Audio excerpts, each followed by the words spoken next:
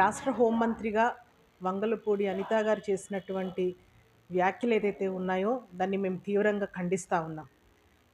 ఎప్పుడైతే తను హోంమంత్రిగా బాధ్యతలు చేపట్టిన దగ్గర నుంచి అంటే కూటమి ప్రభుత్వం ఏర్పడి దాదాపుగా ఏడాదిన్నర కావస్తున్నప్పటికీ కూడా ఒక బాధ్యతాయుతమైనటువంటి స్థానంలో ఉన్నటువంటి హోంమంత్రి గారు తన శాఖ మీద పట్టు సాధించి రాష్ట్రాన్ని సరైనటువంటి దారిలో లా అండ్ ఆర్డర్ని పెట్టాల్సినటువంటి ఒక స్థానంలో ఉన్నటువంటి మంత్రి అది మరిచి తను మాట్లాడినటువంటి ప్రతి మాటలో కూడా ఒక అవాస్తవాల్ని మాట్లాడుతూ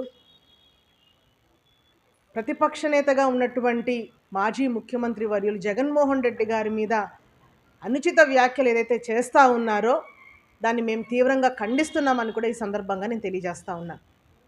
ఈరోజు మీరు ఎలాంటి సందేశాన్ని రాష్ట్రానికి ఇస్తూ ఉన్నారు?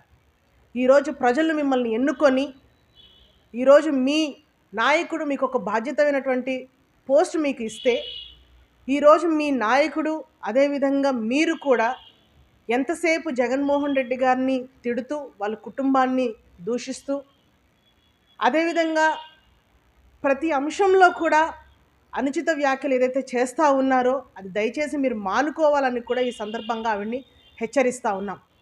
రాష్ట్రంలో జరుగుతున్నటువంటి అత్యాచారాలు కానివ్వండి, హత్యలు కానివ్వండి, వీటి మీద ఏ రోజు కూడా మీరు స్పందించకుండా ఎవరైతే బాధితులు ఉన్నారో వాళ్ళని ఏ రోజు కూడా పరామర్శించి వాళ్ళకి భరోసా కల్పించలేనటువంటి పరిస్థితులు ఉన్నాయి. మీరు దానికి కారకులైనటువంటి వాళ్ళ మీద మీరు చర్యలు తీసుకోవడం మానేసి ఎవరైతే దానికి కారకులో ఎవరైతే దౌర్జన్యాలు చేస్తూ ఉన్నారో మీరు వాళ్ళకి అండగా నిలబడుతున్నటువంటి ఈ సందర్భాలు ఏదైతే ఉన్నాయో కనీసం మీరు ఒక ఆలోచన చేయాలి. బాధితులకి అండగా నిలబడాల్సినటువంటి మీరు వాళ్ళకి నిలబడకుండా వాళ్ళకి ఆశ్రయాన్ని కలిగించకుండా ఈరోజు ఎవరైతే దానికి పాల్పడతా ఉన్నారో మీరు వాళ్ళ వైపు మాట్లాడుతున్నారు కదా, మీకు సిగ్గనిపించట్లేదా? ఈరోజు ఏదైతే మొన్న జరిగినటువంటి నెల్లూరు సభలో మాజీ ముఖ్యమంత్రి గారు పర్యటన ఏదైతే ఉందో తండోపతండాలుగా వేలాది మంది అభిమానులు ప్రజలు మా నాయకుడిని చూడటానికి ఆ కార్యక్రమానికి వస్తూ ఉంటే ప్రభుత్వ పరంగా మీరు ఒక ప్రతిపక్ష నాయకుడికి ఒక మాజీ ముఖ్యమంత్రికి భద్రత కల్పించటంలో మీరు ఫెయిల్ అయ్యారు. అడుగడుగున ప్రజలు రానివ్వకుండా ఆంక్షలు పెట్టి మీరు ప్రజలు ఏదైతే అభిమానంగా నాయకుడిని చూడడానికి వచ్చారో వాళ్ళ మీద లాఠీ చార్జీలు చేయిస్తూ ఎంతో దుర్మార్గానికి పాల్పడినటువంటి విషయం ఈరోజు ఆంధ్ర రాష్ట్ర ప్రజలందరూ కూడా చూస్తూ ఉన్నారు. ఈరోజు మీకు ఒక హోంమంత్రి పదవి ఇచ్చింది దేనికి? ఈరోజు రాష్ట్రంలో లా అండ్ ఆర్డర్ని సరైన మార్గంలో నడిపించడానికి, ప్రజలకి ఏమైనా ఇబ్బంది కలిగితే వాళ్ళని ఆదుకోవాలని చెప్పేసి మీకు ఆ మంత్రి స్థానాన్ని మీకు అప్పచెప్తే కేవలం జగన్మోహన్ రెడ్డి గారిని తిట్టడంలోనే ఈరోజు మీరు పనిగా పెట్టుకున్నారు. ఒక మాజీ ముఖ్యమంత్రి కొడుకు అదేవిధంగా ఈ రాష్ట్రానికి మాజీ ముఖ్యమంత్రిగా ప్రజెంట్ ఆయన ఉన్నారు. ఒక పార్టీకి అధినేతగా ఉన్నటువంటి మా నాయకుడిని ఏకవచనంతో మాట్లాడడం, ఏకవచనంతో సంబోధించడం అనేది ఎంతవరకు సబబు అని కూడా ఈ సందర్భంగా మీకు హెచ్చరిస్తూ ఉన్నాం. ఏ రోజు కూడా మా నాయకుడు మాట్లాడే ప్రతి మాటలో కూడా మీ నాయకుడిని ఉద్దేశించి కానీ మిమ్మల్ని ఉద్దేశించినప్పుడు ఎప్పుడు కూడా అగౌరవపరచలేదు, ఎప్పుడు కూడా ఆ గౌరవాన్ని తగ్గించి మాట్లాడే పరిస్థితి ఎక్కడ కూడా లేదు. అలాంటిది మీరు ఏకవచనంతో సంబోధించడం దయచేసి మానుకోండి.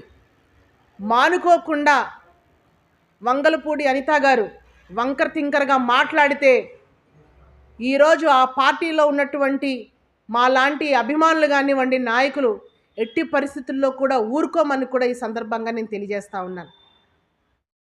జగన్మోహన్ రెడ్డి గారు ఎన్సిఎల్టీని ఆశ్రయిస్తే తల్లికి చెల్లికి ఆస్తి ఇవ్వడానికి నిరాకరిస్తున్నారని చెప్పేసి మీరు ఆయన మీద విమర్శలు చేశారు.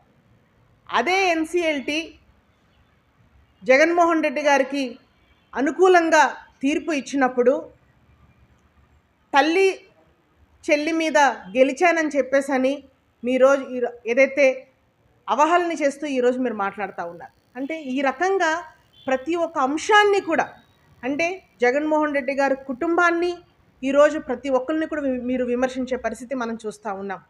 అదేవిధంగా భారతి గారు, ఎందుకంటే వైఎస్ భారతి గారు ప్రత్యక్షంగా కానీ పరోక్షంగా కానీ ఆవిడ ఏ రోజు కూడా రాజకీయాలు చేసే పరిస్థితి మనం చూడలేదు. ఎంతో లో ప్రొఫైల్లో, అంటే ఎంత పెద్ద వ్యక్తి అయినా కూడా ఆవిడ చాలా లో ప్రొఫైల్లో ఉంటూ తన పనేంటో తను చేస్తున్నటువంటి భారతిరెడ్డి గారిని పదే పదే మీరు పలు మీటింగ్స్లో కూడా ఆవిడ పేరుని ప్రస్తావనలోకి తీసుకొచ్చి ఆవిడ మీద నిందలు మీరు వేసే ప్రయత్నం మీరు చేస్తూ ఉన్నారు. సో ఈరోజు రాష్ట్ర ప్రజలందరూ కూడా గమనిస్తూ ఉన్నారు. ఈరోజు వైఎస్ఆర్ కాంగ్రెస్ పార్టీ ఆనాడు అధికారంలో ఉన్నప్పుడు జగన్మోహన్ రెడ్డి గారు ఏ రకంగా పరిపాలన చేస్తూ ఉన్నారు. ఈరోజు కూటమిని నమ్మి మీకు అధికారాన్ని మీకు ఇచ్చినప్పుడు ఈరోజు అధికారాన్ని అంతా కూడా పక్కన పెట్టి కేవలం వైఎస్ఆర్ కాంగ్రెస్ పార్టీలో ఉన్నటువంటి నాయకుల మీద, కార్యకర్తల మీద, అదేవిధంగా మా అధినాయకుడి మీద మీరు ఈరోజు కక్షపూరితమైనటువంటి మాటలు ఏదైతే మాట్లాడుతూ ఉన్నారో ఇది చాలా చాలా దారుణమైనది కూడా ఈ సందర్భంగా నేను తెలియజేస్తూ ఉన్నాను.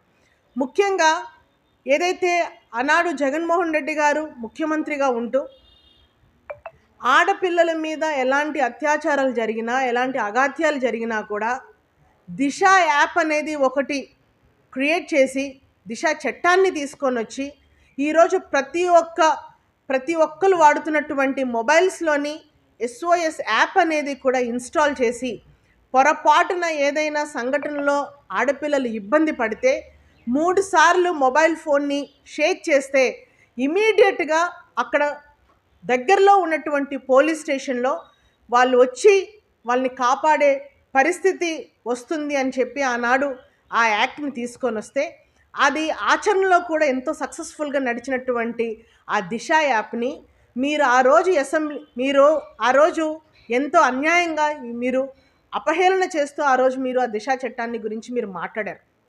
ఈరోజు అదే హోంమంత్రిగా మీరు ఉంటూ మీ నాయకుడు చంద్రబాబు నాయుడు గారు అదే అసెంబ్లీలో జగన్మోహన్ రెడ్డి గారు ఏదైతే చేశారో అదే కేవలం print to print, copy to copy, కేవలం పేరు మాత్రమే మార్చి మీ నాయకుడు అసెంబ్లీలో మాట్లాడితే ఈరోజు మీరందరూ కూడా ఓహో అని మీరు చాలా గొప్పగా మాట్లాడుతూ ఉన్నారు. అంటే మీరు చేస్తే చాలా పెద్ద గొప్ప కార్యక్రమం, అది జగన్మోహన్ రెడ్డి గారి టైంలో చేస్తే దాన్ని మీరు విమర్శల్లో మాత్రమే మీరు చూస్తూ ఉన్నారు. కాబట్టి ప్రజలందరూ కూడా దీన్ని చూస్తూ ఉన్నారు. వంగల్పూడి అనిత గారికి మీకు ఒకటే మేము హెచ్చరిస్తూ ఉన్నాం, మా నాయకుడిని కనుక ఎట్టి పరిస్థితుల్లో మీరు ఏకవచనంతో మాట్లాడినా, అదేవిధంగా ఈరోజు మీరు ఏదైతే మీ పార్టీ పరంగా, అంటే ఒక హోంమంత్రిగా కాకుండా కేవలం ఒక టీడీపీ కార్యకర్తగా, ఒక టీడీపీ నాయకురాలుగా ఈరోజు మీరు మాట్లాడే మాటల్ని దయచేసి వెనక్కి తీసుకోండి. లేని పక్షాన మీరు దీనికి ప్రతి ఒక్క సంఘటన కూడా మీరు సమాధానం చెప్పుకోవాల్సినటువంటి అవసరం ఖచ్చితంగా ఉంటుంది. అదేవిధంగా మొన్న జరిగినటువంటి ఒక ఇన్సిడెంట్, మీ మంత్రి గారి తమ్ముడు మీ కానిస్టేబుల్ని చంప చెల్లుమనిపిస్తే వాళ్ళ మీద యాక్షన్ లేదు. కానీ మీకు దమ్ము ధైర్యం ఉంటే ఎవరైతే మీ కానిస్టేబుల్ మీద దాడి చేశాడో వాళ్ళ మీద ఖచ్చితంగా మీరు కేసు పెట్టి మీ యొక్క నిజాయితీని మీరు నిరూపించుకోండి. అంతేగాని మీ శాఖ మీద మీకు పట్టు లేదు. సాక్షాత్తు మీ ఉప ముఖ్యమంత్రి పవన్ కళ్యాణ్ గారే మీరు ఒక పెద్ద ఫెయిల్యూర్ హోంమంత్రి అని చెప్పేసని మీకు ఒక బిరుదు కూడా ఇచ్చారు. కాబట్టి మీకు దమ్ము ధైర్యం ఉంటే మీ శాఖ మీద పట్టు సాధించి మీరు ఏదైతే రాష్ట్రంలో జరుగుతున్నటువంటి అగాత్యాలు ఏదైతే ఉన్నాయో వాళ్ళకి పాల్పడుతున్నటువంటి వాళ్ళ మీద చర్యలు తీసుకునే ప్రయత్నం చేయండి. అంతేగాని మా నాయకుడిని, అదేవిధంగా వాళ్ళ కుటుంబ సభ్యుల్ని గనక మీరు ఏమైనా అవాకులు చవాకులు పేలితే గనక మీరు చూస్తూ ఊరుకోమని కూడా ఈ సందర్భంగా ఆవిడకి హెచ్చరిస్తా ఉన్నా.